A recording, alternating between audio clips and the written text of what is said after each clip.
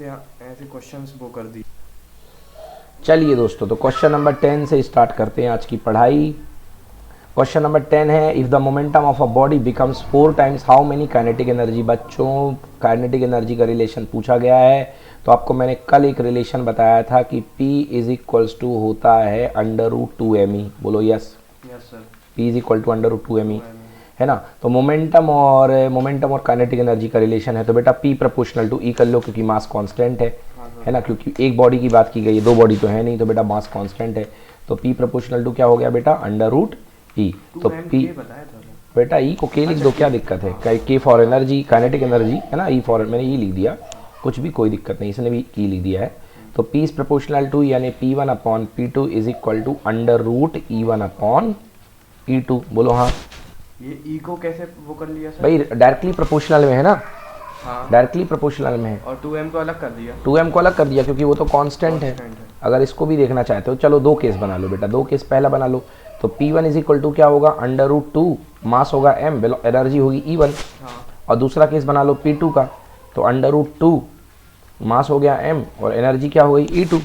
भाई मास क्यों नहीं चेंज हुआ, क्योंकि एक ही बॉडी है ना बेटा। हाँ। एक बॉडी में कैसे चेंज हो जाएगा, तो वेलोसिटी खेल रही होगी, तभी तो एनर्जी चेंज हो रही है। बोलो हाँ। हाँ सर। डिवाइड कर दिया, 2m से 2m कैंसिल, रूट के अंदर 2m से 2m कैंसिल, क्या बन गया, P1/P2 is equal to √E1/E2। आ गया समझ में। तो डायरेक्टली मैं लिख देता हूँ, जब डायरेक्टली प्रोपोर्शनल होता है तो सीधे ऐसा आ जाता है। चलिए स्क्वायरिंग कर दीजिए, तो E1/E2 equal to P1² square कर दो। इधर का रूट हट गया, इधर स्क्वायर आ गया, और क्या दिक्कत है, समझ गए ना। P1 की वैल्यू P1 है, P2 कितना भैया 4P1, 4 टाइम्स, तो P2 इक्वल टू 4P1। तो भैया आंसर कितना आ गया, E1/E2 इक्वल टू हो गया 1/16। मतलब जो नई वाली एनर्जी होगी भैया, वो पुरानी एनर्जी की कितने गुना होगी, 16 गुना। समझ गए। So the new energy will be 16 times of the initial energy. Done, कोई दिक्कत। चलिए अगला क्वेश्चन देखिए भैया, right the relation between the momentum and kinetic energy. The kinetic energy of a body is increase 4 times, what will be change in momentum. फिर से वही formula है, P इज इक्वल टू, पहले रिलेशन लिखना है, तो P इज इक्वल टू क्या होता है, √2me, है ना। अब फिर से रिलेशन बोला गया है कि अगर किसी की काइनेटिक एनर्जी 4 गुना चेंज कर दी गई है, तो वही रिलेशन लगा दो यार, P1/P2 वाला, है ना। तो P1/P2 equal to √E1/E2। E1 तो E है, E2 कितना कर दिया, 4E, E से E कैंसिल, 1 का रूट 1 और 4 का रूट कितना 2। बोलो यस। तो P1/P2 स्क्वायरिंग नहीं कर सकते थे, कर दो, कोई दिक्कत नहीं है। कर भी दोगे तो P बट ये स्क्वायर में आ जाएगा ना, तब आपका P²। अब आपको रिलेशन किस में चाहिए, मोमेंटम में। समझ में आ गया, आपको रिलेशन किस में चाहिए। ऊपर फिर अपन ने स्क्वायर क्यों किया? देखिए ऊपर इसलिए क्योंकि आपको एनर्जी निकालनी थी, ऊपर एनर्जी को रूट के बाहर लाना था। इस बार आप स्क्वायर कर दोगे तो मोमेंटम का स्क्वायर आ जाएगा, मोमेंटम का क्या आ जाएगा, स्क्वायर। समझ गए ना। तो चलो करके भी देख लो, अगर आप करना भी चाहते हो तो करके देख लो। चलो देखो, तो P1² इक्वल टू क्या हो जाएगा, E1/E2। बोलो यस और नो, E1/E2। अब एनर्जी दूसरे वाले की कितनी है, 4 गुना है, यस और नो। तो E1 मान लो E, तो E2 कितना होगा बेटा, 4E। बोलो यस, होगा कि नहीं होगा। तो P1²/P2², E से 4E, E से E क्या हो गया, कैंसिल, कितना बच गया, 1/4। तो P² equal P1²/P2² equal to 1/4, मतलब P1/P2 का होल स्क्वायर इक्वल टू कितना, 1/4 लिख सकता हूँ ना। स्क्वायर हटेगा, रूट लग जाएगा, तो P1/P2 इक्वल टू 1/2 फिर से आ जाएगा। कर भी दोगे, कोई फर्क नहीं पड़ना। तो क्या हो जाएगा, P2 equal to 2P1, P2 equals to 2 times of P1। मतलब मोमेंट बोथ साइड किया ना सर, करा था ना बोथ साइड, तभी तो रूट हटा था यहाँ पे, यहाँ पे रूट हटा था। जो भी होगी बोथ साइड होगी, समझ में आ गया ना। चलिए, तो इसलिए यहाँ पे मोमेंटम जो है वो डबल हो जाएगा, ठीक ना। चलिए देखिए बच्चों, अगला जो क्वेश्चन करने जा रहे हैं लॉन्ग आंसर क्वेश्चन है, और ये जो पार्ट है अपना कोलिजन का पार्ट है। ओके, कोलिजन वाला पार्ट है ये, तो इसको करते हैं हम कोलिजन। तो बच्चों मैंने आपको बताया था कि कोलिजन क्या होता था। मैंने बताया था कोलिजन जो हुआ करता है वो टक्कर हुआ करती है दो बॉडीज़ के बीच में, ठीक ना। इस फॉर्मूले से, इस डेरिवेशन से आपको सारा चीज़ कंसेप्ट एकदम अच्छे से क्लियर हो जाएगा कि कोलिजन कैसे होता है, ठीक ना। मतलब यही एक फॉर्मूला है, यही एक डेरिवेशन है जो आपको पूरा कोलिजन एक्सप्लेन कर देगा अच्छे से, ठीक है। तो कोलिजन में आप याद रखिएगा कि मान लीजिए आपके पास एक कोई m1 मास की बॉल है, वो आराम से m1 मास है या जो भी मास है वो एक वेलोसिटी u1 से मूव करते हुए आ रही है, u1 से मूव करते आ रही है। खुद सेल्फ एक्टिंग इंजन है, मतलब इसको बाहर से कोई धक्का नहीं मार रहा है। जैसे कार है तो कार का जो फोर्स, कार को जो फोर्स रन कराता है वही कोई एक्सटर्नल फोर्स नहीं है, कार का जो फोर्स रन कराता है वो इंटरनल फोर्स है।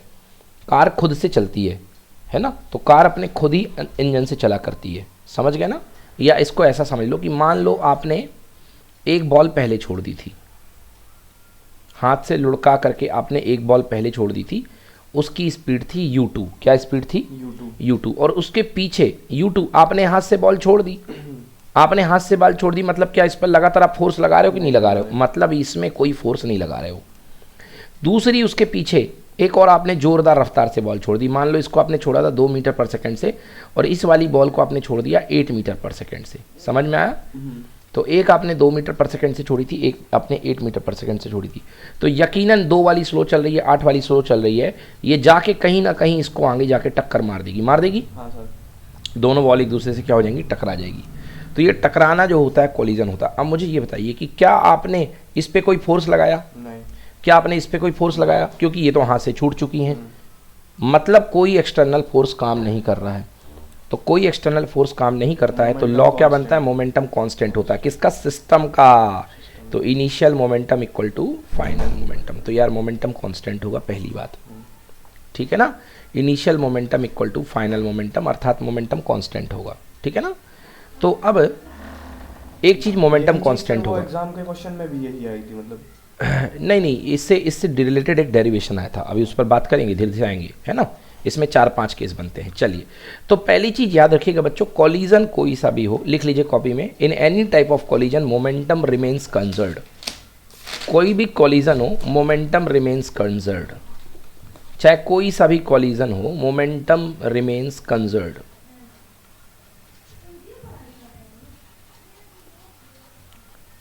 हाँ, तो बेटा कोई सा भी कॉलिजन हो, मोमेंटम जो होगा क्या रहेगा बेटा? कंजर्व रहेगा, है, मोमेंटम कंजर्व रहेगा। हाँ, अब कॉलिजन मैंने बताए थे 2 टाइप के, एक होता है इलास्टिक और एक होता है इनइलास्टिक। एक होता है इलास्टिक, एक होता है इनइलास्टिक। तो अब भाई मोमेंटम तो दोनों में कंजर्व है, फिर दोनों को आप किस आधार पे दोनों को बांट सकते हो? एनर्जी के आधार पे। अगर सिस्टम की एनर्जी भी कंजर्व रहे तो वो कहलाएगा इलास्टिक कोलिजन। कौन सी एनर्जी? Kinetic energy. और अगर सिस्टम की काइनेटिक एनर्जी कंजर्व ना रहे, समझ गए ना, मतलब सिस्टम की काइनेटिक एनर्जी सुरक्षित ना रहे, तो उसको बोलेंगे इनइलास्टिक। बस इतना ही है। मोमेंटम तो दोनों में कंजर्व रहेगा ही। अब बची एनर्जी की बात। तो अगर एनर्जी रिजर्व है, कंजर्व है, सुरक्षित है, तो वो अपना कोलिजन होगा क्या? इलास्टिक। इलास्टिक मतलब कैसी कंजर्व? इलास्टिक में काइनेटिक एनर्जी कंजर्व रहेगी, मतलब टोटल टक्कर के पहले टोटल काइनेटिक एनर्जी और टक्कर के बाद टोटल काइनेटिक एनर्जी सेम रहेगी। और इनइलास्टिक में टक्कर के पहले की टोटल काइनेटिक एनर्जी टक्कर के बाद की टोटल काइनेटिक एनर्जी के इक्वल नहीं रहेगी। मतलब यहाँ पे काइनेटिक एनर्जी का इनइलास्टिक में लॉस होगा, ठीक है ना।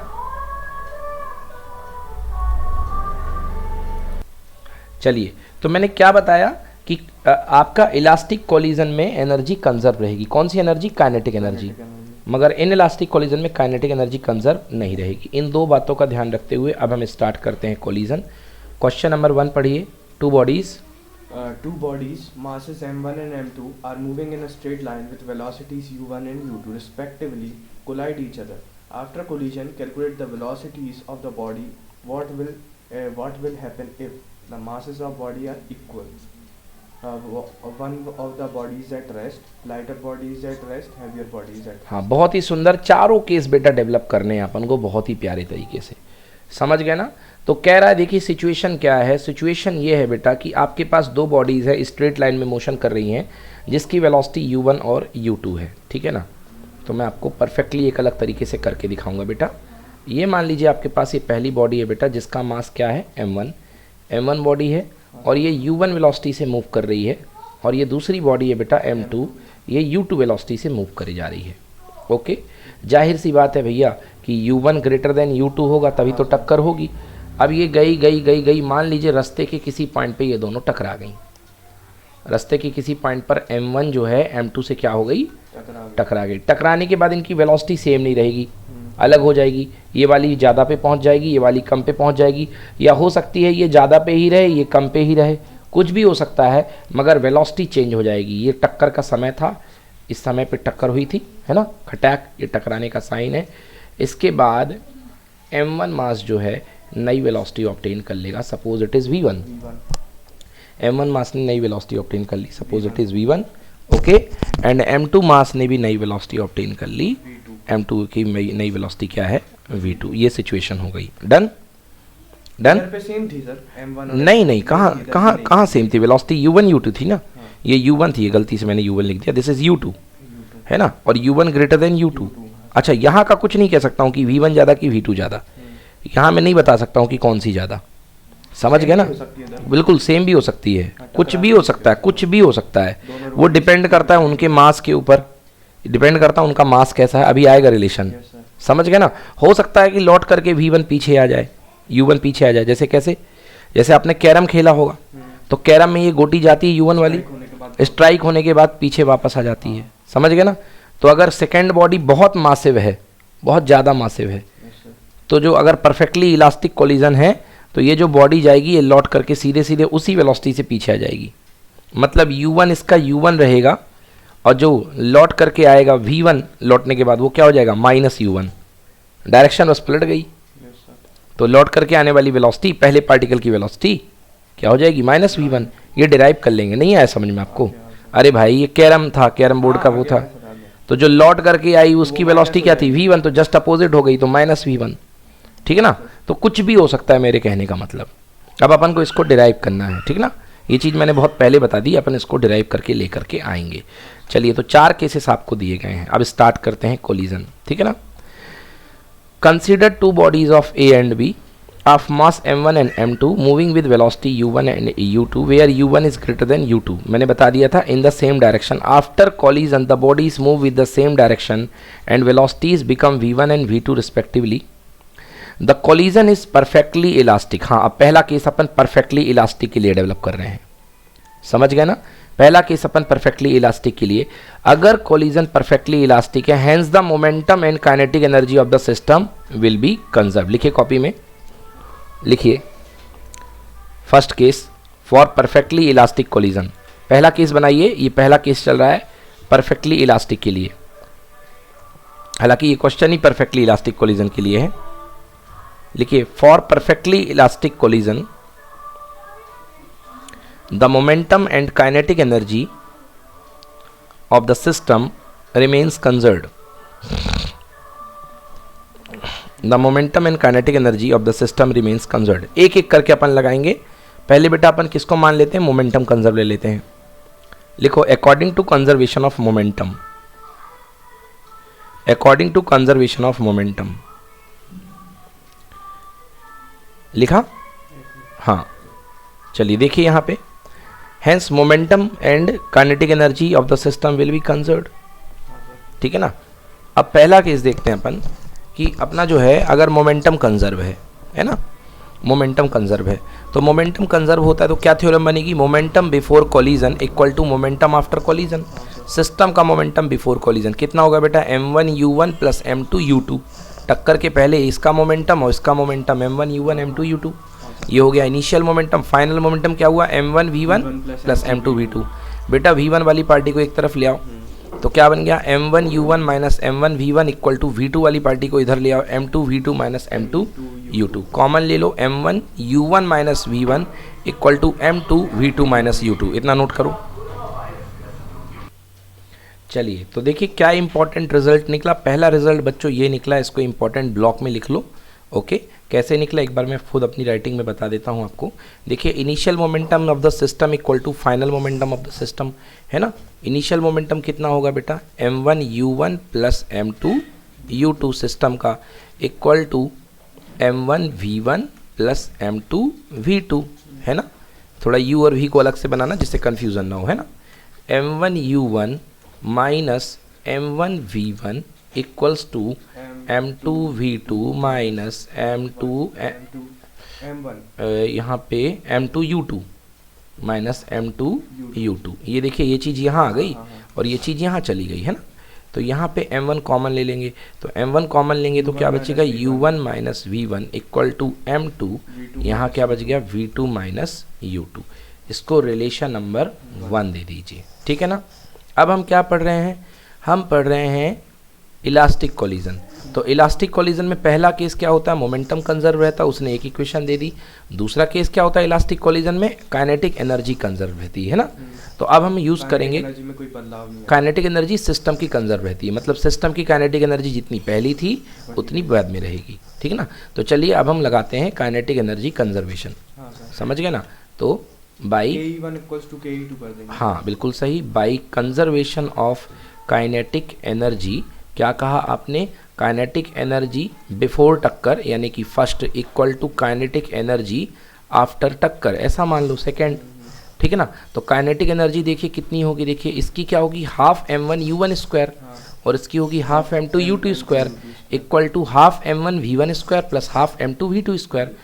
तो इसको हम लिखते हैं, ओके इसको हम लिखते हैं, देखिए half M1 U1 square plus half M2 U2 square equal to half M1 V1 square plus half M2 V2 square, ठीक है ना।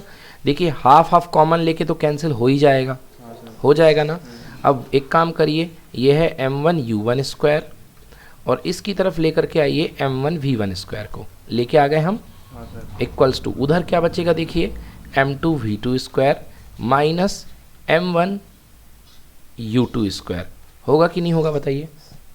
अरे भाई U2 चला गया उस तरफ, जैसे पहले हुआ था वैसे अभी हो गया। यहाँ से M1 कॉमन ले लीजिए, M1 आपने कॉमन लिया तो आपके पास क्या बच गया U1 square minus V1 square, और यहाँ से M2 कॉमन ले लीजिए तो क्या बन गया V2 square minus U2 square, ठीक है ना, बन गया कि नहीं बना। अब देखिए M1 है, अब यहाँ पे फॉर्मूला लगा दीजिए, A square minus B square का क्या होता है A plus B U1 plus V1 और U1 माइनस V1, हुआ कि नहीं हुआ। और यहाँ पे फॉर्मूला लगा दीजिए M2 क्या बन जाएगा बोलो V2 प्लस U2 और V2 माइनस U2, ये बन गया रिलेशन नंबर 2। क्या बन गया ये रिलेशन नंबर 2। अब रिलेशन नंबर 2 में रिलेशन नंबर 1 का डिवाइड कर दो। रिलेशन नंबर 1 ये देखिए बैठा हुआ ऊपर, रिलेशन नंबर 2 ये बैठा हुआ है, तो रिलेशन नंबर 2 क्या है अपने पास, तो यहाँ पे लिखेंगे नाउ 2 में 1 का डिवाइड करने पर, 2 में 1 का क्या कर दें डिवाइड। तो चलो पहले तसल्ली से 2 लिख लो, तो लिखा अपन ने M1 U1 प्लस V1 और यहाँ पे U1 minus V1 equal to M2 V2 plus U2 और क्या V2 माइनस U2, ये तो 2 नंबर था। अब इसके नीचे डिवाइड करना है अपन को 1 नंबर को, तो यहाँ भी ले आओ यहाँ भी ले आओ, क्यों इसके भी तो 2 पार्ट हैं। 2 को 1 से नहीं कर सकते, 2 को 1 से ही तो किया है, 1 को 2 से, 1 को 2 से कर सकते हो कोई दिक्कत नहीं है, बट 2 बड़ा है 1 छोटा है, तो ज़्यादा अच्छा रहता बड़े को छोटे से करो, है ना, उसमें फ़ायदा होगा। चलिए देखिए अपने पास क्या बनेगा, अपने पास M1 U1 माइनस V1 ऊपर है और M2 V2 माइनस U2 यहाँ है, बोलिए ऐसा नो है ना, ये देखिए ये लिखा हुआ है, यही तो डिवाइड किया। M1 से M1 कैंसिल, M2 से M2 cancel, U1 minus V1 से U1 माइनस V1 कैंसिल और V2 माइनस U2 से V2 माइनस U2 कैंसिल। अगर आप उल्टा करते तो यही चीज़ अपॉन में आ जाती, फिर आपको ऊपर लाना पड़ता पलट के, तो बात उतनी हो जाती, कोई फ़र्क नहीं पड़ता है। तो देखिए जी क्या बन करके आ गया आपके पास फाइनली, आपके पास फाइनली रिलेशन निकला U1 plus V1 equal to V2 plus U2। ये रिलेशन अब वह बाद में करेंगे अभी, अब ये रिलेशन बहुत काम का है, ये रिलेशन बहुत काम का है। तो यहाँ तक पहुँचिए सबसे पहले V1 plus U1 equal to, अपन ने कंजर्वेशन ऑफ मोमेंटम लगाया, secondly conservation of kinetic energy, बिल्कुल सही। तो V1 plus U1 equal to V2 plus U2, ठीक है ना। तो देखिए हम कहाँ तक पहुँच गए, ये पहुँच गए यहाँ तक। रिलेशन जो मिला है अपन को सर जी काय का मिला है सर, ये अभी हमको इनमें रिलेशन बिटवीन द वेलोसिटी मिला है। क्या मिला है, रिलेशन बिटवीन द वेलोसिटी। क्या मिला रिलेशन हमारे पास, हमें रिलेशन मिला U1 plus V1 equal to U2 plus V2, यही मिला ना, U1 plus V1 equal to U2 plus V2, ये लिखा हुआ है, यस और no. U1 plus V1 equal to U2 plus V2, ठीक है ना। अब देखिए, अब इसको थोड़ा एडजस्ट कीजिए। इसका काम क्या रहेगा सर? बता रहा हूँ, ये बहुत काम का है। अब बहुत काम का क्यों है, इसलिए देखिए आपको क्यों है काम का। भाई आपके हाथ में क्या था, आपके हाथ में टकराने के पहले की वेलोसिटी u1 पता थी आपको, टकराने के पहले दूसरे पार्टिकल की वेलोसिटी u2 आपको पता थी, टकराने के बाद वेलोसिटी क्या हुई है v1 और v2, ये आपको पता नहीं थी, ये आपको पता करना है। तो मतलब आपके पास दो चीज़ें नोन हैं और दो चीज़ें अननोन हैं। आगे समझ में, आगे जा कर के आपको वेलोसिटी पता करने में मदद यही इक्वेशन करने वाला है। मगर एक मिनट उसके पहले एक कंसेप्ट छोटा सा और है, देखिए ज़रा। आप यदि यहाँ से u1 को यहाँ ले आए, u1 minus u2 is equal to क्या हो जाएगा, v2 minus v1, v2 minus v1, u1 minus u2 is equal to v2 minus v1। तो यदि देखें तो ये है u1 minus u2 is equals to negative of v1 minus v2। लिख सकता हूँ कि नहीं लिख सकता? माइनस कॉमन ले लिया भाई, और कुछ नहीं है। यहाँ से देखिए u1 क्या थी, तेज थी, u1 तेजी से चल रहा था और u2 स्लो से चल रहा था, तभी तो इसको टक्कर मारा। तो ये क्या है, velocity of u1 with respect to क्या, u2। रिलेटिव वेलोसिटी मैंने पढ़ाई थी आपको। तो ये क्या है, velocity of u1 with respect to u2। आया समझ में ना? मतलब ये क्या कर रहा है, इसको अप्रोच कर रहा है, कर रहा कि नहीं कर रहा? तो ये क्या बना, this is the relative velocity of approach, नहीं बना क्या, u1 माइनस u2। ओके, देखिए u1 है और u1 माइनस u2 का मतलब क्या होगा, u2 के रिस्पेक्ट में u1 की वेलोसिटी। अरे भैया मैंने जब आपको पढ़ाया था VAB, तो मैंने VAB पढ़ाया था VA माइनस VB। तो यार B के रिस्पेक्ट में A की वेलोसिटी को यही तो बोलते थे रिलेटिव वेलोसिटी। तो u1 माइनस u2 का मतलब क्या होगा, 2 के रिस्पेक्ट में 1 की वेलोसिटी, और 2 के रिस्पेक्ट में 1 क्या कर रहा है, अप्रोच कर रहा है। तो ये जो टर्म बना ये क्या है, this is the relative velocity of approach, relative velocity of approach. अच्छा आप देखिए v1 माइनस v2, टक्कर के बाद जो होगा v1 पहला पार्टिकल जो है इसकी वेलोसिटी कितनी हो गई v1, और दूसरे पार्टिकल की वेलोसिटी क्या हो गई v2। टक्कर के बाद पहले पार्टिकल की वेलोसिटी हो गई v1 और दूसरे पार्टिकल की वेलोसिटी क्या हो गई v2। मतलब v2 के रिस्पेक्ट में v1 की वेलोसिटी, v2 के रिस्पेक्ट में v1 की वेलोसिटी। तो देखिए तो क्या बनेगा, relative velocity before the collision u1 minus u2 is equal to negative of relative velocity after the collision. समझ में आया? ये कंसेप्ट बन गया कि relative velocity before the collision equal to negative of relative velocity after the collision. समझ में आया? क्लियर हो गया? तो देखिए क्या समझ में आ रहा है, the direction of relative velocity is reversed. क्यों? इसका साइन क्या है, पॉजिटिव है, और इसके साइन में क्या आ गया, नेगेटिव। मतलब टकराने के बाद रिलेटिव नहीं, वापस आना नहीं, रिलेटिव वेलोसिटी का साइन पलट गया। अब उसमें ज़्यादा अंदर आप नहीं जा सकते हो, केवल यही साइन देख के आपको पता चल रहा है। देख बेटा, u2 के रिस्पेक्ट में u1 की वेलोसिटी जो भी है, यहाँ पे v1 के रिस्पेक्ट में v2 की वेलोसिटी क्या आ रही है, जस्ट अपोजिट आ रही ना। सॉरी, v2 के रिस्पेक्ट में v1 की वेलोसिटी क्या आ रही है, जस्ट अपोजिट आ रही, तभी तो माइनस साइन है। समझ गए ना? मतलब रिलेटिव वेलोसिटी के, मैं रिलेटिव वेलोसिटी की बात कर रहा हूँ कि रिलेटिव वेलोसिटी के जो साइन है पलट गए हैं। तो बस ये लाइन लिखी हुई है, ना छोड़ना हो तो छोड़ दो, the direction of relative velocity is reversed after collision, क्योंकि माइनस साइन आ गया, बस इसके चलते। समझ में आ गया? तो ये एक रिलेशन यहाँ पे हुआ करता है, ठीक है ना।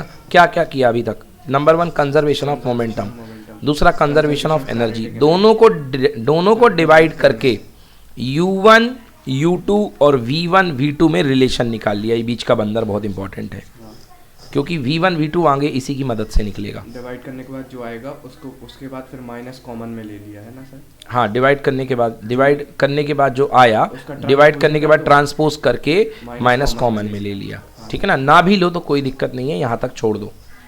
u1 minus u2 equal to minus of v2 minus v1। ठीक है ना, माइनस इसलिए कॉमन लेते, इससे याद रहने में आसानी होती है कि यहाँ पे u1 माइनस u2 और नेगेटिव ऑफ, माइनस नहीं लेंगे सर, कोई दिक्कत नहीं है, कोई दिक्कत नहीं है, आप यहीं तक छोड़ के आ जाइए, कोई दिक्कत नहीं है। समझ गए ना? आप यहीं तक छोड़ करके आ जाइए, कोई दिक्कत वाली बात नहीं है। क्लियर? ऑन कर दो। ठीक है ना। तो यदि इसको यहीं तक छोड़ देंगे तो कोई दिक्कत नहीं है, ठीक है ना। अब शुरू होता है अपना कार्यक्रम। अब नंबर 1 काम है calculation of velocities after collision. भाई हमने बॉल फेंकी थी, हमको पता था कितने से फेंकी, एक u1 से फेंकी थी, एक u2 से फेंकी थी, बोलो हाँ। अब टक्कर के बाद हम बॉल के ऊपर तो बैठे नहीं है कि नाप के वेलोसिटी बता देंगे, तो टक्कर के बाद हमको वेलोसिटी बतानी है, v1 बताना है और क्या बताना है, v2 बताना है। हमें क्या पता है, हमें केवल मास पता है, m1 m2 और u1 u2 पता है, बोलो यस। चलिए स्टार्ट करते हैं नंबर 1। हाँ हमारे पास क्या है, हमारे पास है u1 minus u2 equal to v2 minus v1 है हमारे पास। चलिए तो जो हमारे पास है, हमारे पास ये है जिसको आपने कहा है u1 plus v1 equal to v2 plus v2। Best तरीका इसी से उठाओ। अपना क्वेश्चन यहीं से आगे बढ़ाते हैं, है ना। तो लिखेंगे वी हैव, हमारी जेब में क्या है, हमारी जेब में है u1 plus v1 equal to u2 plus v2, बोलो यस। इसमें नोन क्या क्या है ये पता है, ये पता है, बाकी ये क्या है अननोन है। अब आप मुझे बताइए कि आप क्या निकालना पसंद करेंगे, पहले v1 निकालना चाहेंगे या v2 निकालना चाहेंगे। अननोन सर u1 और u2 है। क्यों होंगे अननोन u1 और u2, v1 v2 अननोन होंगे ना। u1 u2 तो आपको पता है क्योंकि गेंद तो आपने ही लुढ़काई है। चलो v2 निकालना है, v2 निकालना है तो v2 निकालने का तरीका है, मतलब पूरी पिक्चर में आपके पास v2 बचना चाहिए। क्या बचना चाहिए, v2 बचना चाहिए, v1 बिल्कुल नहीं बचना चाहिए। तो v1 को गायब कर दो। तो v1 कैसे गायब होगा, देखो यहाँ से v1 को लेफ्ट में रोक लो।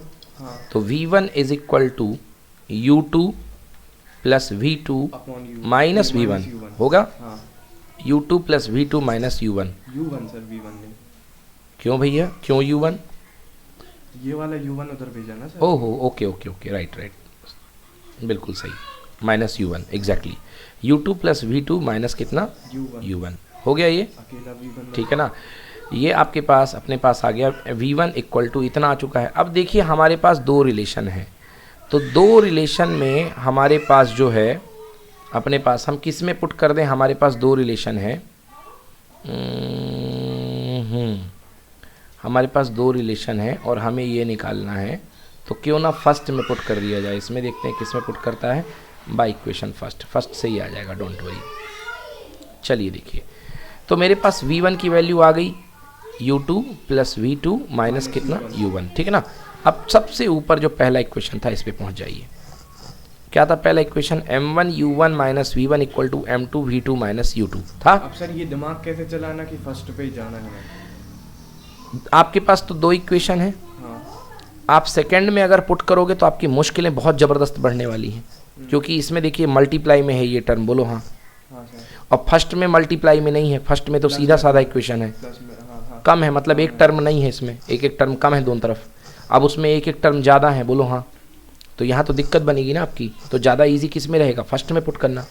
तो चलिए फर्स्ट इक्वेशन यहीं पे निकालते हैं। क्या है first equation, m1 u1 minus v1 equal to m2 v2 minus u2 है, तो लिखेंगे बाई फर्स्ट,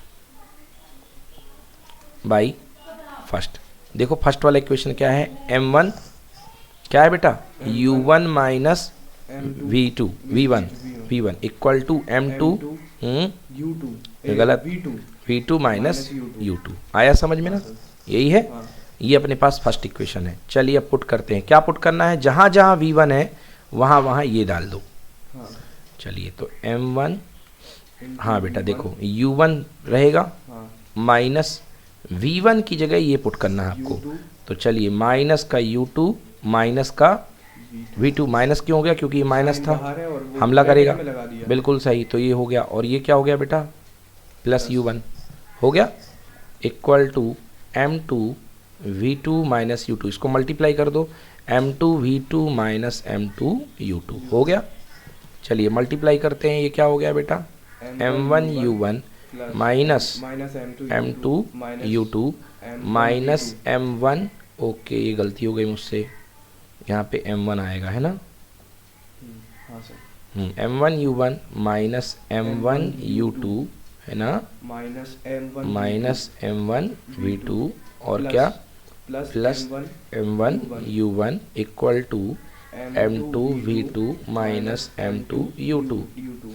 अब आपने क्या बोला था हमसे v2 निकालने के लिए, हाँ। तो v2 को एक साइड कर लो, तो एक v2 ये है हाँ। और एक v2 ये है, तो इसको इधर ले आओ, बाकी सबको इधर जान दो बेटा, है ना। अच्छा देखो तो क्या हो जाएगा अपने पास m1 u1, बोलो हाँ। अच्छा ये माइनस m2 है, इधर जाएगा तो क्या हो जाएगा प्लस m2 u2, है ना। m1 u1 एक ये वाला था और m1 u1 एक ये वाला था, है ना। तो m1 u1 plus m1 u1 क्या हो जाएगा 2m1 u1, twice of m1 u1, और m2 u2 माइनस से इधर आ गया, और एक बैठा है ये माइनस m1 u2, नहीं होगा कैंसिल क्योंकि ये m2 है ये m1 है, है ना। जब सेम होते इक्वल टू, देखो बेटा ये m2 v2 है और यहाँ से जाएगा तो m2 v2 और प्लस हो जाएगा m1 v2, आया समझ में ना। तो यहाँ से v2 आ जाएगा कॉमन और ब्रैकेट में क्या आएगा m1 प्लस m2 या m2 प्लस m1, ठीक है ना। अब चलिए इसको क्या लिख सकता हूँ मैं, इसको लिख सकता हूँ मैं 2m1 u1 प्लस, देखो यदि मैं कॉमन ले लूँ u2 तो क्या बचेगा m2 माइनस m1 और यहाँ पे क्या आएगा u2, आ गया समझ में ना। अब v2 निकालना है तो ये इसके मल्टीप्लाई में है तो यहाँ चला जाएगा क्या डिवाइड में। तो चलिए v2 की वैल्यू मैं पलट करके लिख रहा हूँ, समझ में आ जाएगा आपको। तो v2 इज इक्वल टू, देखो डिवाइड में जाएगा 2m1 upon m1 plus m2 into कितना u1, वही 2m1 u1 को ऐसा लिख दिया सजा करके, और प्लस बेटा कितना m2 minus m1 upon m1 plus m2 into कितना u2। तो देखिए u1 भी पता है, u2 भी पता है, ये सारे मास भी पता है, तो ये आ गई सेकेंड पार्टिकल की वेलोसिटी। जरा चेक कीजिए बुक से सही है कि गलत है।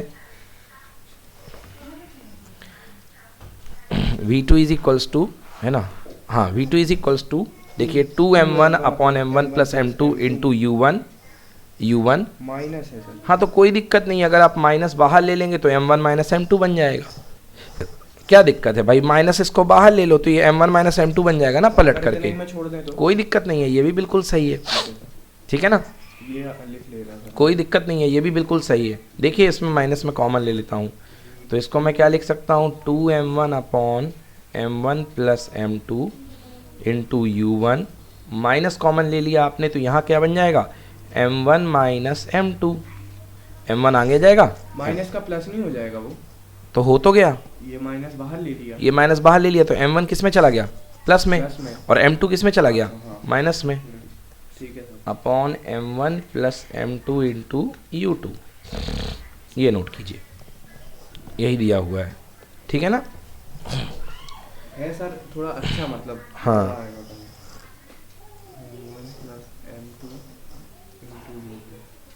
ठीक है ना।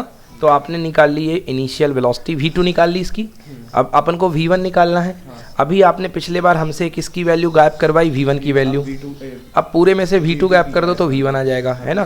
तो फिर से वहीं से उठाना पड़ेगा, ठीक है ना, यहीं से अपन को इस पूरे क्वेश्चन को अपन को फिर से यहीं से उठाना पड़ेगा, कहाँ से, यहाँ से, ठीक ना। तो मैं यहीं से उठा देता हूँ, देखिए ठीक है ना, यहीं पे मैं सॉल्व कर दूंगा। ओके चलिए कैसे उठेगा, देखिए अपने पास क्या था सिस्टम, अपने पास सिस्टम था u1 plus v1 equal to u2 plus v2, यही आया था ना।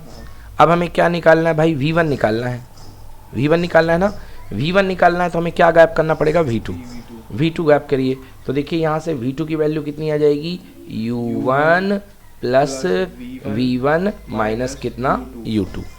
अब चलिए बाई इक्वेशन नंबर 1, तो इक्वेशन नंबर 1 क्या था बताइए आपको, m1 u1 minus v1 equal to m2 हाँ v2 माइनस u2, ठीक ना।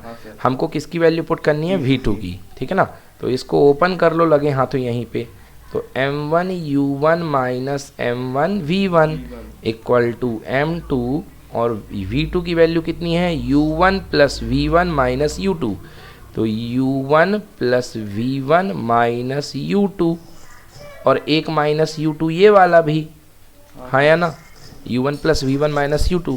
तो मैं इसको लिख सकता हूँ, देखिए u2 कितना हो गया 2u2, तो यदि मैं मल्टीप्लाई करूँ तो ये बनेगा बिल्कुल सही, तो ये बनेगा m1u1 minus m1v1 equal to m2u1 plus m2v1 minus 2u2 है, तो माइनस 2m2u2। क्लियर हुआ? क्लियर है ना? माइनस माइनस प्लस कर लें तो? अरे भाई माइनस माइनस प्लस तो ऐड होगा, बट सेम साइन है तो माइनस ही तो आएगा।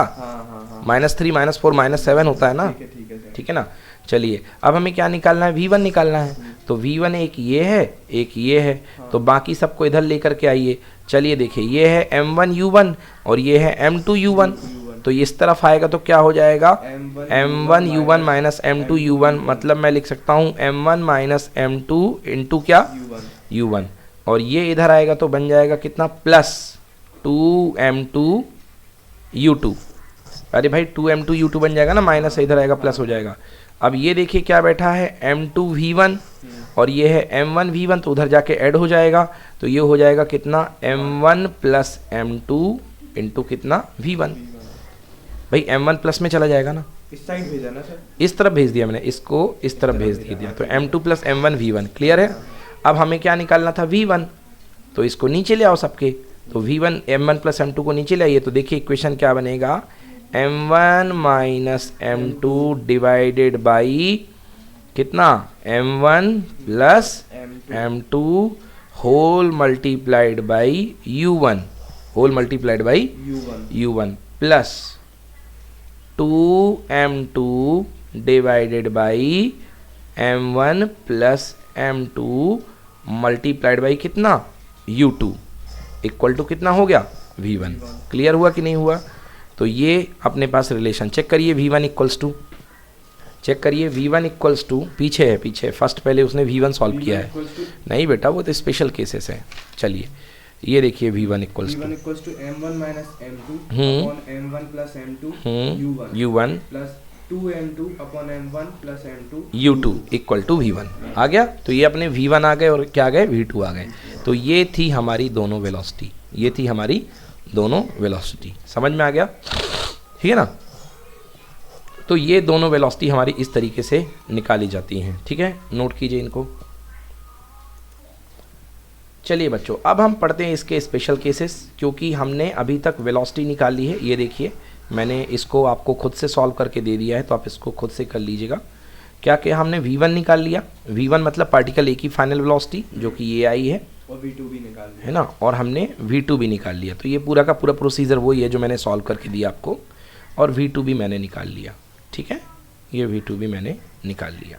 अब चलिए जो क्वेश्चन के मेन एंड पे चलते हैं। क्वेश्चन क्या कह रहा था? नंबर 1 केस, the masses of the bodies are equal. कह रहा क्या होगा अगर दोनों बॉडी के मास क्या ले जाए? इक्वल। अब आइए 1 बाई 1 केस करके इनको अलग अलग केसेस को डिस्कस करते हैं। ठीक ना। तो पहला केस है when m1 equal to m2, दोनों के मास क्या ले जाए? इक्वल। अगर आपको टफ लग रहा हो तो एक काम करो, इक्वल टू m ले लो, मतलब m1 भी m और m2 भी m। ठीक है ना। तो एक काम करिए, सबसे पहले मुझे आप दोनों वेलोसिटीज़ के एक्सप्रेशन लिखा दीजिए। चलो भाई बोलो मयंक, बेटा v1 बोलो कितना है? v1 इक्वल्स टू बोलो कितना है? कितना निकलवाया अपन ने? v1 बराबर m1 माइनस m2, हाँ m1 minus m2 upon m1 plus m2, upon m1 plus m2 multiplied by u1। फिर बीच में क्या? माइनस प्लस प्लस है, प्लस है, फिर कितना? 2m2 upon m1 plus m2 into u2। ठीक ना, ये v1 है। अच्छा v2 बोल दो भाई, सेकेंड पार्टिकल की वेलोसिटी क्या है? 2m1 अपॉन बिल्कुल इसके जैसे 2m1 upon m1 plus m2 into कितना? u1 minus m1 minus m2 minus m1 minus m2 upon m1 plus m2 into u2। चलिए बस यहाँ पे प्लस है, यहाँ पे माइनस आ गया, ये टर्म उल्टा हो गया। ठीक है ना। चलिए अब देखिए केस नंबर फर्स्ट अपन को डील करना है। केस नंबर 1 क्या है? केस फर्स्ट है कि दोनों बॉडीज इक्वल मास की है, मतलब m1 भी m की है और m2 भी m की है। तो दोनों बॉडीज अगर इक्वल मास की है तो देखिए क्या रिजल्ट आएगा। देखिए तो v1 इज इक्वल टू, बेटा m माइनस m कितना हो जाएगा? 0। तो 0 u1 हो गया। अब देखो यहाँ पे, मतलब ये टर्म तो कोई काम का निकला नहीं, केवल इसी से मतलब है। तो यदि मैं यहाँ पे पुट करता हूँ तो ऊपर 2 नहीं, देखते हैं ना अभी, ये भी तो बाकी है। 2m upon m plus m कितना हो गया? 2m, तो आंसर कितना इंटू u2, तो 2m से 2m कैंसिल, तो क्या निकल करके आ गया v1 इक्वल्स टू कितना आ गया u2, v1 equals to u2। मतलब क्या हो रहा है देखिए, ये पार्टिकल u1 से था, ये पार्टिकल u2 से था, ये a पार्टिकल था, ये b पार्टिकल था, दोनों अगर सेम मास के हैं तो टकराने के बाद जो पहला पार्टिकल है, जो टकराने के बाद जो पहला पार्टिकल है, ये दूसरे पार्टिकल की वेलोसिटी के एक्वायर कर लेगा। कितने पार्टिकल की वेलोसिटी को एक्वायर कर लेगा? दूसरे पार्टिकल की वेलोसिटी को। मतलब जैसे ये इसको टकराएगा तो ये अपनी वेलोसिटी इसको दे देगा पूरे तरीके से। समझ में आ गया? तो जो a पार्टिकल है वो कितनी वेलोसिटी से अब जाएगा? v1 जो है वो बन जाएगी u2। v1 क्या बन गई? u2। देखो ना v1 इक्वल टू u2 है ना, जो वो रुका हुआ था अब ये रुका नहीं, रुका नहीं था, सारे दोनों चल रहे थे, तो जितना वो दोनों चल रहे थे, जितना इसके पास था उसने इसको दे दिया। मान लो ये जा रहा था 3 मीटर पर सेकंड से और ये जा रहा था 4 मीटर पर सेकंड से, तो ये अपनी 4 की स्पीड इसको दे देगा। मतलब जो नई वेलोसिटी v1 निकल करके आएगी वो क्या हो जाएगी? 4 हो जाएगी, तो ये 4 हो जाएगा। अब देखते हैं, वो भी निकाल लेते हैं, v2 निकालते हैं कि v2 3 हुआ कि नहीं हुआ, तो v2 भी निकालते हैं ना। चलिए तो v2 निकालते हैं। Now v2 is equals to, इस फॉर्मूले से निकलेगा, देखिए 2m1, तो मास दोनों के सेम है, तो 2m1 नीचे ऊपर बचेगा 2m और नीचे बचेगा m प्लस m 2m, मतलब कि क्या हो गया? u1। तो v2 इज इक्वल टू आ गया u1। अगला टर्म देखो माइनस m 0 हो गया, तो 0 हो गया, मतलब v2 इक्वल टू कितना?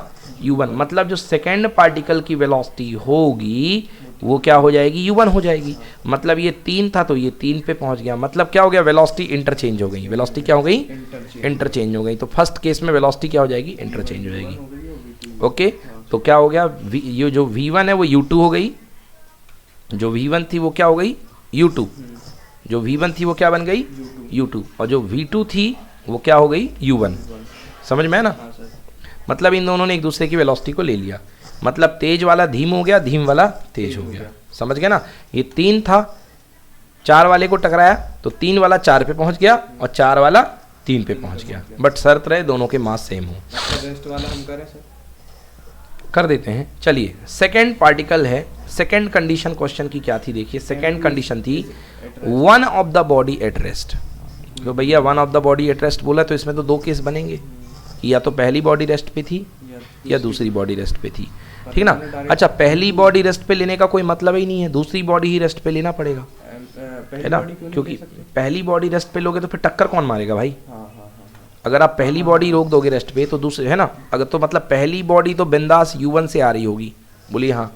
अब दूसरी बॉडी जो है वो रेस्ट पे बैठी होगी, मतलब u2 इक्वल टू कितना? 0। समझ में आया? इलास्टिक कोलिजन है, तो पहली बॉडी आ रही है, दूसरी बॉडी रेस्ट पे है। यही क्वेश्चन आया था आपके एग्जाम में, है ना? कि एक 3 मीटर पर सेकेंड से स्कूटर आ रहा है और दूसरी बॉडी का है। अच्छा, उन लोगों ने सेम मास दिए थे, और मास क्या दिए थे? सेम, ठीक ना? चलिए ठीक है, देख लेते हैं, कोई दिक्कत वाली बात नहीं। देखिए, हाँ, तो पहले अपन जनरल केस डिपेंड करते हैं, बाद में मास का केस डिपेंड। बेटा देखो यहाँ पे ध्यान दो, ठीक है ना? तो चलिए स्टार्ट करते हैं। तो पहले अपन निकालते हैं टक्कर के बाद ये आई थी और इसने जा करके रेस्ट में मार दिया था, तो टक्कर के बाद अपन निकालते हैं v1। देखिए u1 तो u1 है, u2 कितना है? 0। तो टक्कर के बाद v1 निकालेंगे। देखिए v1 कितना हो जाएगा? तो v1 is equal to m1 minus m2 upon m1 plus m2 multiplied by कितना? u1।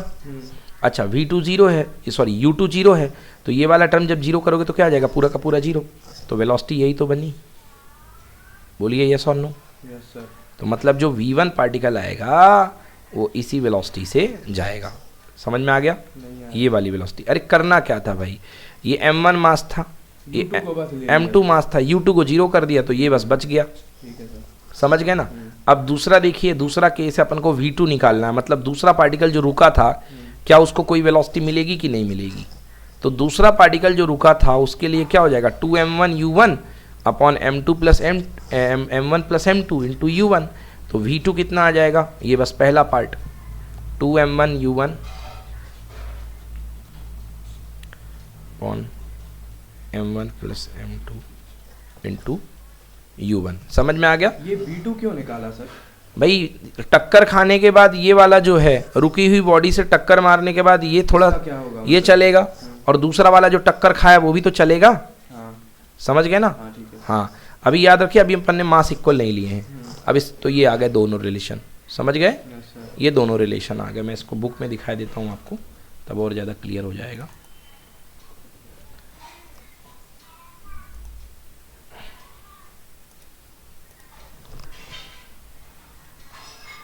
यस, ये देखिए। Case number 2, m2 is rest. m2 किस पे है? रेस्ट पे है, तो u2 इक्वल टू 0, दूसरा पार्टिकल रेस्ट पे, यही तो पढ़ाया अभी। तो v1 इक्वल टू इतना आ गया, v2 इक्वल टू इतना आ गया। अब जो क्वेश्चन आया था स्पेशल केस, वो इस पे भी स्पेशल केस पे स्पेशल केस, मतलब दूसरा पार्टिकल रुका हुआ है और दोनों इक्वल मास की थी। दोनों किसकी थी? इक्वल। मतलब अब लगाइए इसमें इक्वल मास की कंडीशन। भाई रुका हुआ तो था, ऊपर से ये जितना मास इसका था इतना मास इसका था, तो अब इसमें इक्वल मास की कंडीशन लगाते हैं, मतलब कि इक्वल मास। मेरे को नहीं आ रहा था समझ। ये आया कि नहीं आया? ये आ गया। बस हो गया, तो आप पढ़ रहे हैं ना। अब मान ली कंडीशन क्या है, ये आपकी कार है, ये दूसरी बिल्कुल सेम वैरायटी की सेम कंपनी की कार, मतलब दोनों के मास क्या है? इक्वल हैं, दोनों के मास सेम है। अब एक कार खड़ी हुई है और एक कार चलती आ गई, अब इसने टक्कर मारा, तो अब नई वेलोसिटी क्या होगी ये देख लो। समझ गए ना। तो मालूम क्या होगा, दूसरी वाली चल पड़ेगी और पहली वाली रेस्ट पे आ जाएगी। अब वो डिराइव करने जा रहे हैं अपन। तो चलो पहले निकालते हैं v1। पहले क्या निकालते हैं? v1। तो भैया कौन सा केस लगेगा? इसी पे तो लगाएंगे, यही वाले केस पे तो लगाएंगे, क्योंकि रेस्ट का केस तो ऑलरेडी लगा चुके हैं, दूसरी वाली रेस्ट थी तो रेस्ट में केस आ गया था। अब मास का केस लगा दो, तो m1 m2 दोनों क्या है? इक्वल है ना। तो m माइनस m क्या हो गया? 0। तो आंसर v1 इक्वल टू कितना? 0। तो देखो चलती हुई इक्वल तो अपन ने इधर ले लिए थे ना सर। अब लिया ना, नहीं इधर वो अलग केस था, वो जनरल केस था, वो जनरल केस था पुराना वाला। अब ये कौन सा केस था? रुके हुए पे टक्कर मारा। अब रुके हुए पे टक्कर मारा, पहला केस था अलग अलग मास, हाँ सर। अब दूसरा केस है सेम मास। अब अपन सेम कर रहे हैं मास को, हाँ सर। तो मास को सेम किया तो m माइनस m कितना हो गया? 0। मतलब v1 बराबर कितना? 0। मतलब इसने टक्कर मारा, ये u1 पे थी, ये किस पे आ जाएगी टर्न हो करके? 0 पे। मतलब u1 वाली किस पे पहुंच गई? 0 पे। तो मान लो 10 की स्पीड से आ रही थी, किस पे पहुंच गई? 0 पे। और ये जो रुका हुआ था ये किस पे पहुंच जाएगा? 10 पे। तो ये जो m1 माइनस m1 0 हो गया। हाँ। और अपॉन में m1 प्लस उससे कोई मतलब नहीं, ऊपर 0 है तो सब कुछ 0 ना। चलिए सेकंड देखिए, second case v2। v2 equal to क्या आ जाएगा? ऊपर 2m और नीचे भी कितना? 2m। 2m से 2m क्या हो गया? कैंसिल, मास इक्वल है, तो v2 इक्वल टू कितना? u1।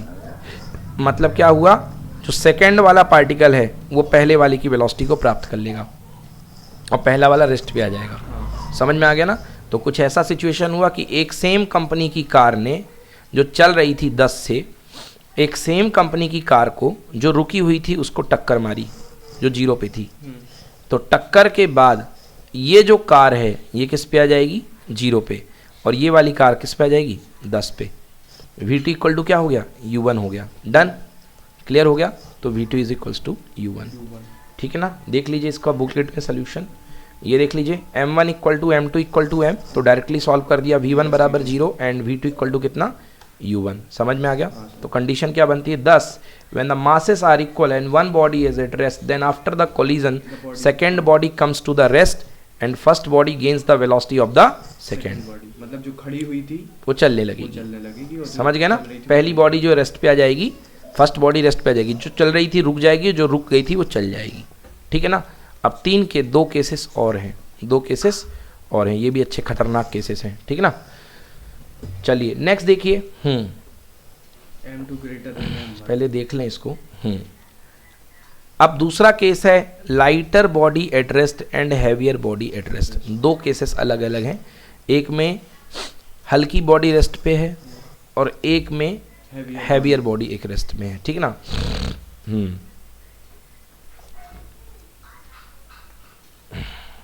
अगर m1 को माने सर, क्लियर करता हूँ, 1 मिनट रुकिए। पहले वाले केस में देखिए, पहले वाले केस में आपके पास लाइटर बॉडी रेस्ट पे है। मतलब मान लो जिससे टकराया गया है m2, ये m2 है, इसका मास क्या है? इसका मास m2 और ये रेस्ट पे है। तो m2 रेस्ट पे है, मतलब u2 इक्वल्स टू कितना? 0। u2 इक्वल टू कितना? 0। और m1 मूविंग होगी तभी तो टक्कर मारेगी। m1 u1 वेलोसिटी से मूव कर रही है। और U2 क्या है, रेस्ट पे है। और कंडीशन क्या दी गई है कि जो रेस्ट पे है वो लाइटर बॉडी है, जो रेस्ट पे है वो लाइटर बॉडी हल्की बॉडी है। मतलब क्या कह सकते हो, M2 is very very very less than M1। समझ में आया, M2 is very very very less than M1, ठीक है ना। M2 is very very less than M1, मतलब जो M2 की वैल्यू है वो M1 से कम है। अब ये कैसे पता चल गया? क्योंकि भाई उसने कहा है कि जो हल्की बॉडी रेस्ट पे है, हाँ। तो रेस्ट पे कौन सी बॉडी है, हल्की बॉडी। हल्की बॉडी कौन है, M2 है। अब हल्की बॉडी M2 है, मतलब M2 होगा छोटा और M1 होगा बड़ा। मतलब हो क्या रहा है, एक ट्रक आ रहा है और एक कार है, और ट्रक है और एक स्कूटर है। स्कूटर रुकी हुई है और ट्रक चल रहा है। चलता हुआ ट्रक आकर के स्कूटर पे टक्कर मारता है, स्कूटर पे टक्कर मारता है। तो आपको बताना है कि क्या होगा। अगर चलता हुआ ट्रक स्कूटर पे टक्कर मारेगा तो क्या होगा बताइए। टक्कर के बाद V1 क्या हो जाएगा, मतलब ट्रक किस स्पीड से जाएगा और स्कूटर किस स्पीड से जाएगी। तो कौन सा केस लगेगा बेटा, यही वाला केस लगेगा, ये वाला, क्योंकि U2 = 0 है। हाँ। बोलो हाँ, हाँ सर। अब यहाँ पर कंडीशन क्या है, M1 बहुत बड़ा है, M1 is very very greater than M2। बोलो यस और no, M1 is very very greater than M2। Clear हुआ ना। चलिए सॉल्व करते हैं। देखिए M1 बहुत बड़ा है M2 से, तो सॉल्व करते हैं तो V1 निकालते हैं। देखिए V1 M1 माइनस M2। हाँ देखिए बेटा, जब M1 बहुत बड़ा है M2 से तो M1 plus M2 is near about क्या होगा, M1 होगा कि नहीं होगा। हाँ, दोनों को भैया मान लो, मतलब कितने टन का, 9000 किलोग्राम का ट्रक। बोलो हाँ, 9000 किलोग्राम का ट्रक प्लस 70 किलोग्राम की स्कूटर। तो वेट किसके पास पहुंच रहा है, 9000 के पास ही तो पहुंच रहा है।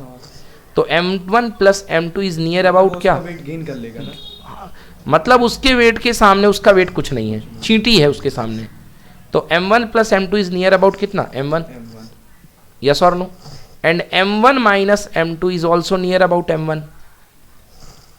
भाई ट्रक का वेट माइनस स्कूटर का वेट नियर अबाउट कितना, ट्रक का वेट। नहीं आया समझ में। तो चलिए देखिए नए केस में क्या होगा। तो यहाँ पे देखिए V1 is equal to M1 minus M2 क्या बन गया, M1। ऊपर वाले में प्लस किया है, M1 प्लस, दोनों पे प्लस में भी 1 प्लस होगा, माइनस में भी वही होगा, क्योंकि ट्रक के वेट में स्कूटर का वेट जोड़ दोगे कोई फर्क नहीं पड़ने वाला, और ट्रक के वेट में स्कूटर का वेट कम कर दोगे तो कोई फर्क नहीं पड़ने वाला। ठीक उसी तरीके से कि समुद्र में 1 चम्मच पानी डाल दो तो कोई फर्क नहीं पड़ेगा समुद्र को, और समुद्र में से 1 चम्मच पानी निकाल भी लो तो कोई फर्क नहीं पड़ेगा। तो फिजिक्स ये कह रही है M1 minus M2 near about M1 and M1 plus M2 near about M1 और इनटू U1। हाँ आंसर क्या, U1। V1 equal to U1, मतलब ट्रक जिस स्पीड में था U1 में था और V1 में ही उसी में रहेगा, मतलब ट्रक की स्पीड में कोई बदलाव नहीं होगा। आती ना, ट्रक चालक ने स्कूटर चालक को रौंदा, मतलब रौंद के चला गया। रौंदना किसको बोलते हैं, कोई फर्क ही नहीं पड़े, समझ गए ना। तो V1 उसी स्पीड में जाएगा, ट्रक को पता भी नहीं चलेगा कि क्या हुआ, वो उसको मिटा करके चला जाएगा। तो V1 इक्वल टू U1, ये देखिए V1 इक्वल टू U1। अब स्कूटर किस स्पीड से फेंकेगी, ये देखिए। अब स्कूटर भी तो फेंकेगी, जैसे स्कूटर में आएगा तो स्कूटर भी तो फेंकेगी। ये ट्रक आ रहा था, स्कूटर रुकी हुई थी, अब जैसे टक्कर मारा तो अपन को निकालना है स्कूटर की स्पीड। स्कूटर ट्रक की स्पीड आफ्टर द टक्कर क्या हो गई थी, V1। स्कूटर की स्पीड आफ्टर द टक्कर क्या हो जाएगी, V2। अब V2 निकालते हैं तो इस फॉर्मूले से निकलेगा। तो V2 is equal to 2M1 upon M1 plus M2, truck plus scooter, किसका वेट, M1 का वेट, ट्रक का, इंटू कितना, U1। M1 से M1 cancel, answer V2 equal to कितना, 2U1। आ गया समझ में। मतलब जो स्कूटर होगी वो ट्रक की डबल स्पीड से फेंकेगी, समझ गए। मतलब ट्रक अगर आ रहा है 50 की स्पीड से तो स्कूटर कितने से फेंकेगी, 100 से। डन, कोई दिक्कत। चलिए नेक्स्ट केस देखिए अगला। If M1 is very very less than M2, अगर M1 बहुत छोटा है M2 से, मतलब M2 बहुत बड़ा है, M2 is very very greater then M1, मतलब अब स्कूटर आई और ट्रक से टकरा गई। पहले ट्रक स्कूटर से टकराया था, खड़ी स्कूटर से, समझ गए ना। अब चलती हुई स्कूटर खड़े ट्रक से टकराई है, समझ गए। चलती हुई स्कूटर खड़े ट्रक से टकराई है, समझ गए ना। क्लियर हुआ ना भाई। चलती स्कूटर चल रही है तो भी कंडीशन सेम ही रहेगी, नहीं रहेंगी। कैसे रहेंगी देखना। भाई इस बार M2 बहुत बड़ा है, हाँ या ना? M2 मतलब ट्रक बड़ा रुका हुआ ट्रक है, बड़ा है। रुका हुआ ट्रक है, M2 बहुत बड़ा है, समझ गए ना? हाँ। और M1 क्या है? बहुत छोटा है। क्लियर हो गया? हाँ। तो M2 बहुत बड़ा है, M1 बहुत छोटा है। छोटा है। अब ध्यान से देखना क्या होगा, यहाँ पे आ जाओ। पहला केस, भैया M2 बहुत बड़ा है, M1 बहुत छोटा है। ध्यान से देखो, तो M2 मैं बोलूँगा तुमसे M2 प्लस M1 कितना आएगा? नियर अबाउट क्या आएगा? M2 आएगा कि नहीं आएगा? हाँ, आएगा। जैसे ट्रक के वेट का चाहे वही ट्रक का ही वेट कुछ भी हो जाए, हाँ M2। और मैं बोलूँगा M2 माइनस M1 कितना आएगा? वो भी M2 ही आएगा, आएगा ना? नियर अबाउट M2 आएगा, आएगा ना? चलो अब आ जाओ, देखो यहाँ से अब देखते हैं फर्स्ट केस V1, मतलब कि कौन? ट्रक बहुत बड़ा था और ट्रक रुका हुआ है। अब स्कूटर का क्या हाल होगा? देखो स्कूटर आ रही है, स्कूटर की वेलोसिटी कितनी थी? U1 है ना? ट्रक 0 पे खड़ा हुआ था, मतलब U2 बराबर कितना? 0। और ट्रक का मास है M2 बहुत बड़ा है, और स्कूटर का मास कितना है? M1 छोटा सा। कई ट्रक टकरा गई, देखो क्या होगा मालूम? स्कूटर जिस स्पीड से गई ना, उसी स्पीड से बाहर पिछड़ के गिरेगी, फिर जाएगी पीछे की तरफ, उसको कुछ नहीं फर्क पड़ेगा। हाँ देखो कैसे होगा, तो पुट करते हैं यहाँ पे, देखो तो V1 इज इक्वल टू, देखना खुद है, M1 माइनस M2। बेटा M2 माइनस M1 कितना आया था अपने पास? M2। तो M1 माइनस M2 क्या आएगा? निगेटिव M2, इसका उल्टा। भाई अपने पास M2 माइनस M1 कितना है? M2 है ना? M2 ट्रक का वेट माइनस ये, तो अगर मैं इसका उल्टा करूंगा तो माइनस M2 बन जाएगा ना? M1 माइनस M2 करूंगा तो नहीं बनेगा? बेटा ओपन कर दे गेट, नहीं बनेगा। अरे यार इतने दिक्कत हो रही, तो एक काम करो, यहाँ से माइनस कॉमन ले लो, बोलो हाँ। यहाँ से माइनस कॉमन ले लोगे तो क्या बन जाएगा? M2 माइनस M1, और M2 माइनस M1 किसके इक्वल है? M2 के इक्वल। तो यहाँ पे आ गया कितना? माइनस M2, बोलो यस और नो, बन गया कि नहीं बना? और नीचे M1 प्लस M2 क्या होगा? M2 truck plus scooter equal to truck का वेट, और ये क्या बैठा है? U1, बोलो यस। M2 से M2 क्या आ गया? V1 इक्वल टू कितना? माइनस U1, समझ गए? मतलब जो स्कूटर लौटेगी टकरा करके, वो अपनी वेलोसिटी से ही पीछे आ जाएगी, मतलब जैसे गई थी उसी वेलोसिटी से पीछे लौट करके आ जाएगी। तो V1 इक्वल टू कितना हो गया? माइनस U1, इनिशियल फाइनल के बराबर, फाइनल इनिशियल के बराबर हो जाएगा। अब सेकंड वाला देखना, ट्रक को क्या हिम्मत फर्क पड़ेगा? खुद से सोचो, ट्रक टस से मस होगा? स्कूटर ट्रक से टकराएगी, क्या ट्रक टस से मस होगा? मतलब V2 कितना आना चाहिए? 0। चलो देखते हैं V2 कैसे 0 आएगा। देखो 2M1 upon M1 plus M2 है ना? M1 प्लस M2, भैया 2M1 मतलब स्कूटर का मास, और M1 प्लस M2 मतलब स्कूटर का मास पर ट्रक का मास क्या आएगा? ट्रक ही का तो मास आएगा। तो ऊपर है बहुत छोटा और नीचे आएगा बहुत बड़ा, समझ गए ना? जब छोटे में से बड़े को डिवाइड करोगे तो नियर अबाउट क्या आएगा? 0 आएगा कि नहीं आएगा? आ गया ना?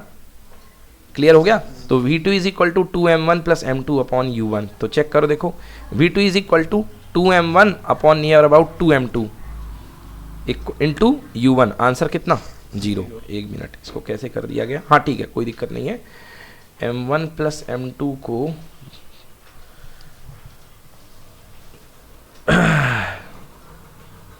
एक मिनट है, scooter when M1 is very very less than M2, हाँ ठीक है, ये थोड़ा गलत लिखा बेटा इसने। देखो ऊपर क्या है? 2M1 है, तो ऊपर 2M1 रहने दो। अब M1 प्लस M2 2M2 थोड़ा ना हो जाएगा, M1 प्लस M2 तो M2 होगा, है ना? तो यहाँ पे क्या आएगा? M2 आएगा, ये 2 नहीं आएगा, समझ गए ना?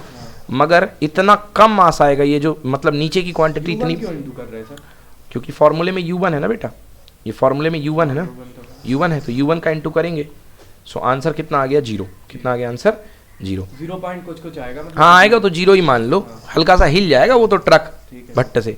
तो when lighter body collide with a heavy body, okay, then heavy body remains at rest and lighter body rebound with the same velocity. वही कैरम वाला केस, कि ये हैवी बॉडी है तो कैरम से रिबाउंड होकर के वापस आ जाएगी और हैवी बॉडी रेस्ट पे रहेगी। समझ में आ गया?